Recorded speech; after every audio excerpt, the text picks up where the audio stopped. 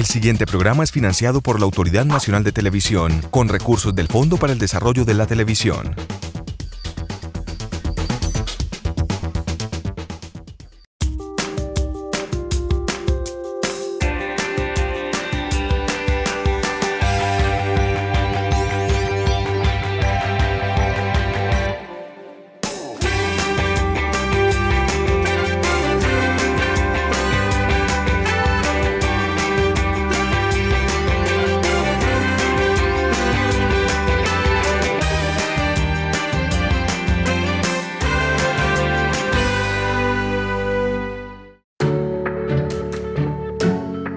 Durante 40 años fue médico cirujano, pero esa no fue la carrera que lo consagró.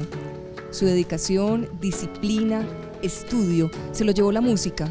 Y con ella, la creación de un grupo de música antigua, una coral, un estudio polifónico, una orquesta de cámara y una orquesta filarmónica, además de avanzados estudios de musicoterapia.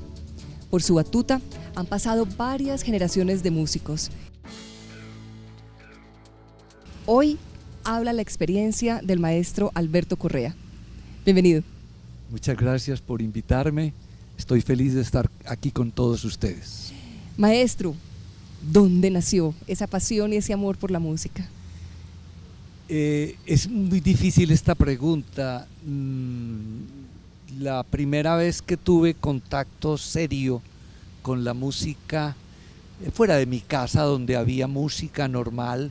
En mi casa teníamos el privilegio de tener un piano Pleyel de aquella época, que eso no lo tenía mucha gente, de que una tía tocaba piano y mi mamá era una buena cantante, pero el encuentro más definitivo con la música fue estando en el colegio, en primaria. Me dejan castigado y yo salgo ya tarde y paso por donde están ahora las torres de San Ignacio, las torres de Bomboná, y oigo una música celestial.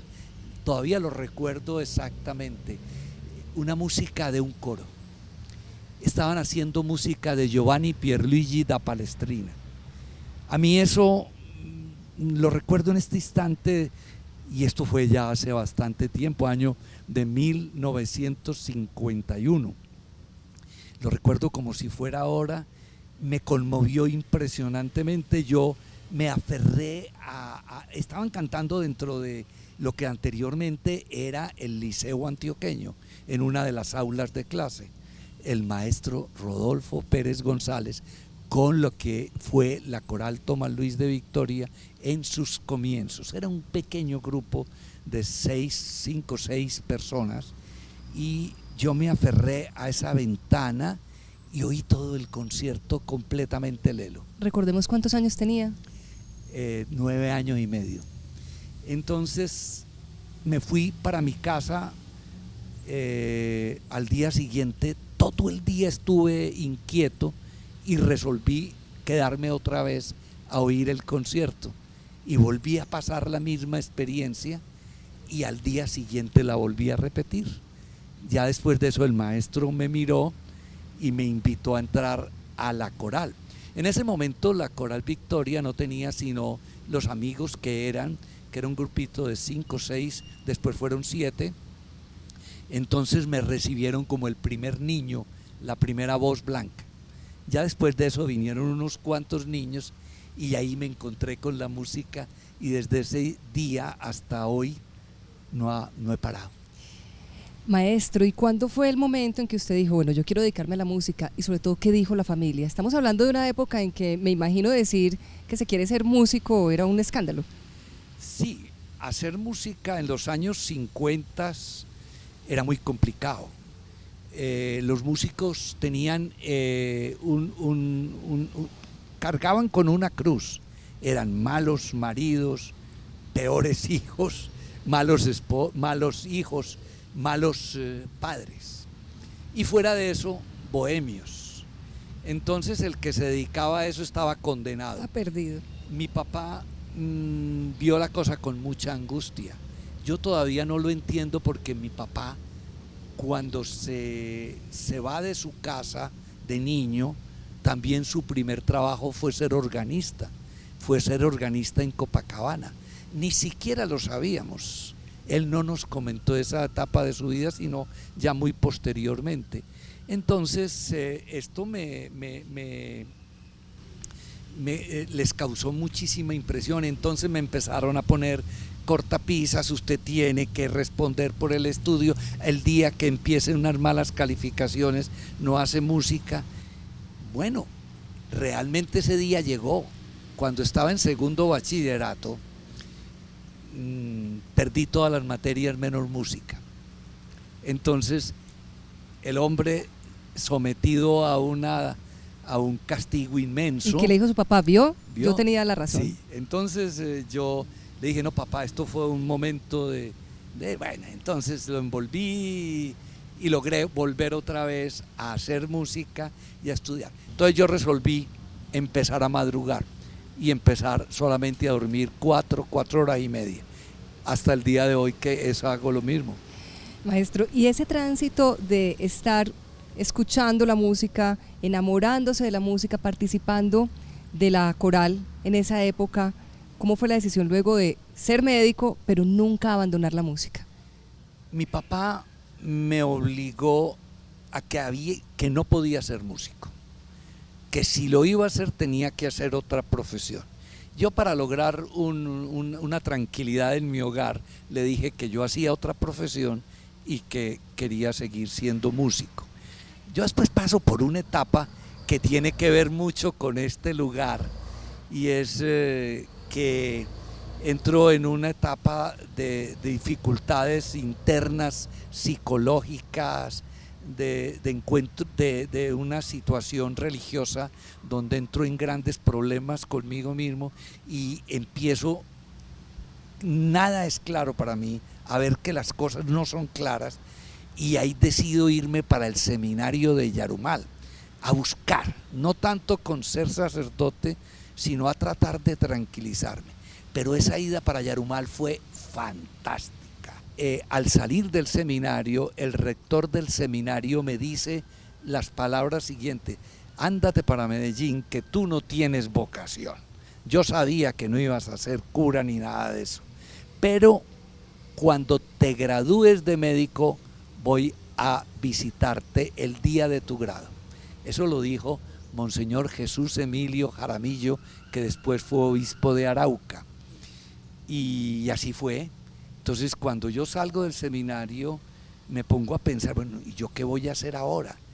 Y entonces me pongo a pensar que a mí me gustaba la cuestión del servicio, y que me gustaba la medicina. Entonces decido entrarme a la facultad, paso los exámenes, ingreso a la facultad.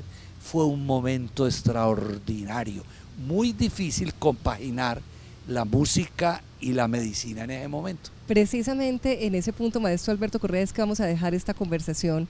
Como un médico cirujano que durante toda la vida nunca dejó su profesión, compaginó esto con la música, y cómo logró además ser gestor cultural, creador de otras organizaciones, y cómo esta experiencia es la que nos permite ahora tenerlo acá en nuestro programa, contándole también a muchas personas cómo su larga trayectoria ha beneficiado mucho a una región, a un departamento y a un país. Estamos en Habla la Experiencia, volvemos en un minuto.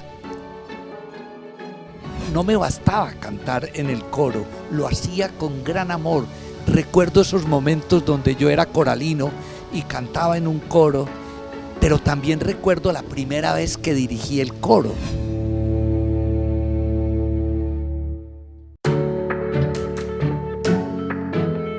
¿Cómo fue la decisión luego de ser médico, pero nunca abandonar la música? Mi papá me obligó a que no podía ser músico, que si lo iba a hacer tenía que hacer otra profesión. Más de 60 años dedicado a la música, maestro. ¿Cómo es su universo sonoro? Llevo, sí, todo este tiempo dedicado a la música, compaginado con la medicina. El hecho de haber estudiado medicina fue fantástico para mí. Yo realmente la descubrí a medida que iba pasando los días, pero en ese momento que estaba estudiando medicina, empecé a hacer actividades de creación. viene Medellín, se llena de música antigua, vienen muchos grupos de música antigua y yo creo el primer grupo, que es el grupo de música antigua de Medellín. Luego me vengo para, creo el primer coro, la Coral Ciudad de Envigado, en el año 62, y en el año 66 el Estudio Polifónico de Medellín, 48 años lleva de existencia. Me gradúo de médico. El día que me gradúo de médico, Monseñor Jesús Emilio, sin avisar, aparece en mi casa y empiezo a trabajar. ¿Cómo cuadro las dos cosas? Sí, ¿cómo puede uno compaginar ambas, además porque ambas profesiones son demandantes? Sí, yo me fui acomodando a una manera que me permitiera estar en las dos partes al mismo tiempo y dediqué mis estudios a unir las dos actividades, la medicina, la terapia, el arte de curar y la música. Y en el año 66 presento las primeras experiencias completamente empíricas de musicoterapia. Y me encuentro con el grupo de Argentina, que también empezaba a trabajar, y luego con el grupo inglés. Entonces, ¿y cómo se comunicaban en una época donde no había internet, donde la tecnología todavía no se había desarrollado como la tenemos ahora? Por carta y en los encuentros internacionales. Entonces nos viajábamos y nos encontrábamos, nos repartíamos los libros, los escritos. Realmente en ese grupo yo tenía una gran importancia, pues porque era el único médico, los otros eran psicólogos, los otros eran educadores musicales y todo el mundo estábamos trabajando en eso.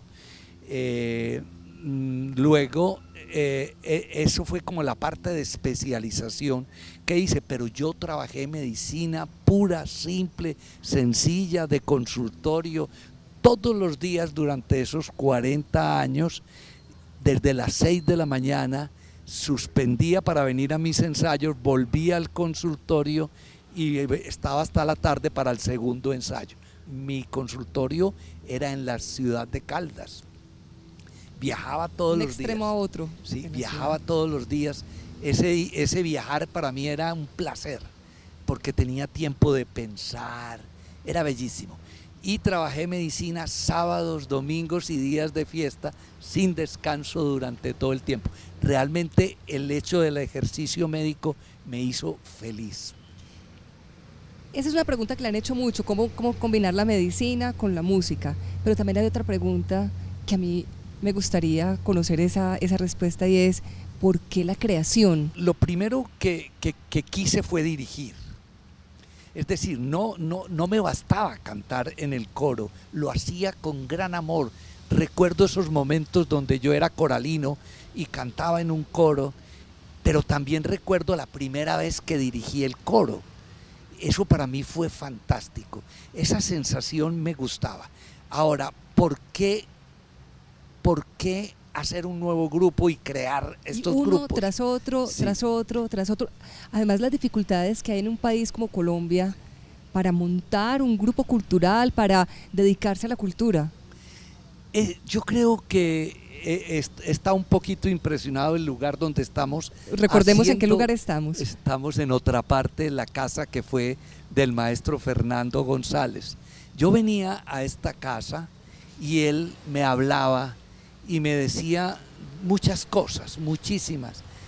Una de las cosas es que él estaba muy preocupado porque yo pudiera dar todo lo máximo. Había una gran relación entre nosotros, entre paréntesis, porque yo soy sobrino de Benjamín Correa, que fue su compañero del viaje a pie, y Benjamín jesuita predicador. Entonces, cuando él supo que yo era sobrino de él, la relación se hizo muy bella. Y él, entre las cosas que me decía es: si quieres triunfar en la vida, tienes que seguir una regla de oro, que la escribió en sus libros: saber exactamente lo que se quiere, desearlo con todas las fuerzas del alma y sufrir las consecuencias. Cuando él me hablaba de eso, yo sentía que me estaba diciendo: usted tiene que salir a hacer cosas que sean de beneficio para la gente. y empecé a crear mis grupos y a encontrarme con ellos. Ahora, creaba esos grupos y los podía dirigir, entonces podía hacer la música que yo quería, que yo sentía y de la manera que yo quería y que yo sentía. Maestro, ¿cuál es su director favorito? Carlos Kleiber. Ah, claro, el alemán argentino, nacionalizado argentino. El alemán argentino. Este muchacho, entre paréntesis, tiene muchas cosas que no parecidas a las mías. Él no estudió en ningún conservatorio, yo tampoco. Yo después obtuve mi grado en la Royal School. De eso también tenemos que hablar. Sí. O sea, ¿cómo muchos años después de dedicarse a la música usted decide estudiar? Sí. Carlos para mí ha sido el director absoluto y hizo muy pocos conciertos, dirigió Tenía muy mal genio, decían. Sí, y era difícil. Era difícil. Era sí. Absolutamente difícil. No tuvo remedio, no tuvo ningún problema en decirle a Plácido Domingo, llegó 3 minutos tarde, no se hace la ópera. A Plácido. Estamos hablando de Cleich, pero ¿cómo es usted como director? Bueno, yo soy una persona sencilla, soy el servidor de la música cuando tenemos un grupo. Lo único que quiero hacer es transmitir todo de lo que me he podido llenar y de cómo siento la música. Eso sí lo hago de la manera más sencilla y simple y profunda, pensado muchísimo. Yo pienso mucho la música, la siento, la vivo y luego trato de dársela a mis músicos para después dárselo a la gente que está oyendo la música. De manera que para mí el acto recreativo, coautor de hacer música en la interpretación es un acto absolutamente fantástico que tiene que ver con lo que tú decías de creación. Gadamer, el gran filósofo alemán, hablaba de que el arte, la obra de arte es un juego en el que el compositor o el creador es primero que todo el gran creador, pero hace cosas que no tienen significado. En el caso de la música, unos mamarrachos de bolitas negras y rayitas. Luego viene ese gran creador que es el intérprete, que las lee, las mira, las interpreta y trata de hacerlas, tratando de entender al creador primario, pero luego viene el gran creador al que nos debemos. No nos debemos a Bach, a Händel, a Mozart, Beethoven, sino que nos debemos al oyente. Y entonces ese oyente se convierte en el gran creador. Esta es la pasión que transmite el maestro Alberto Correa y en el próximo segmento de este programa él nos va a hablar de su experiencia con todas las generaciones que han pasado bajo su dirección y bajo su batuta. Hace 40 años hice el primer Mesías, llevo 40 años en la ciudad de Medellín haciéndolo todos los años y llevo 120 presentaciones del Mesías en muchas partes de Colombia.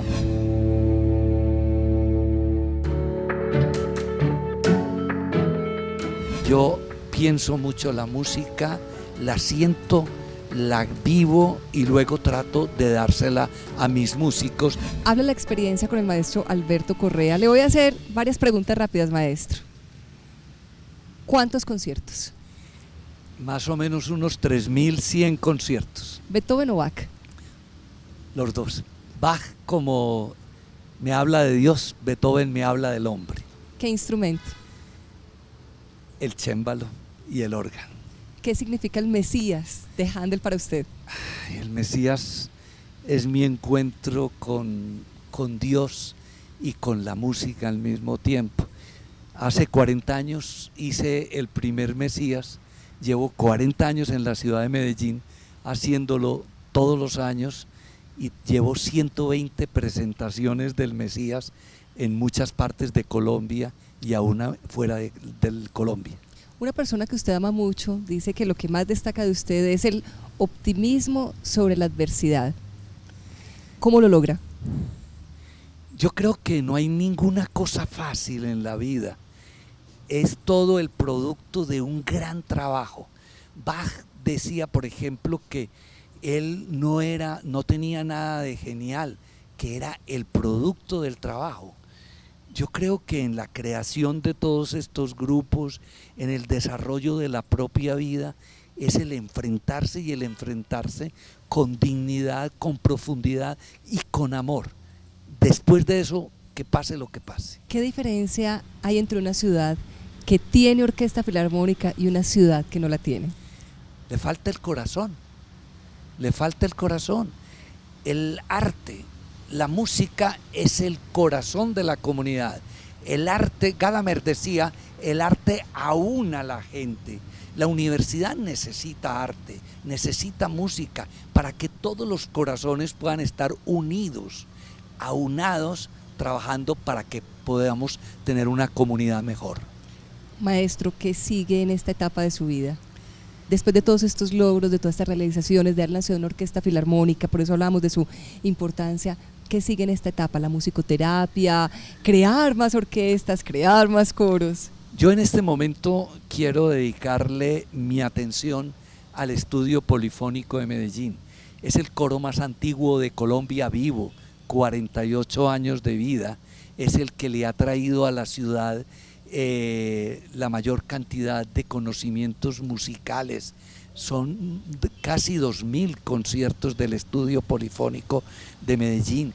Es la cabeza de toda la actividad coral en Colombia y quiero dedicarme ahora a hacer con el Estudio Polifónico toda la música que pueda. Estamos haciendo una pequeña orquesta de cabecera para que el estudio pueda hacer muchos conciertos, no solamente en la ciudad, sino en todo el país.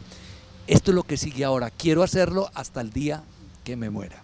¿Usted cómo cree que la gente lo recuerda? Todos los que han pasado bajo su dirección, que han trabajado con usted, que han hablado de música, que han conceptualizado de música, ¿qué piensan del maestro Alberto Correa? Esta es una pregunta no para modestos, yo sé que usted es un hombre modesto, pero también es muy importante. ¿Usted cómo siente que la gente lo ve? No, yo creo que he sido lo suficientemente honrado en mostrarme como lo que soy. He tratado de unir todas mis experiencias en favor de todos. Mis alumnos, los que han pasado, son bellísimos en este momento, son mucho mejores músicos que yo y eso me llena de felicidad.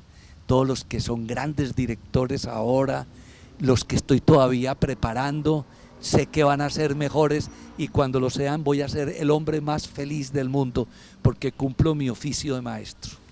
Habló la experiencia del maestro Correa. Maestro, muchas gracias. No, muchas gracias a ti por invitarme.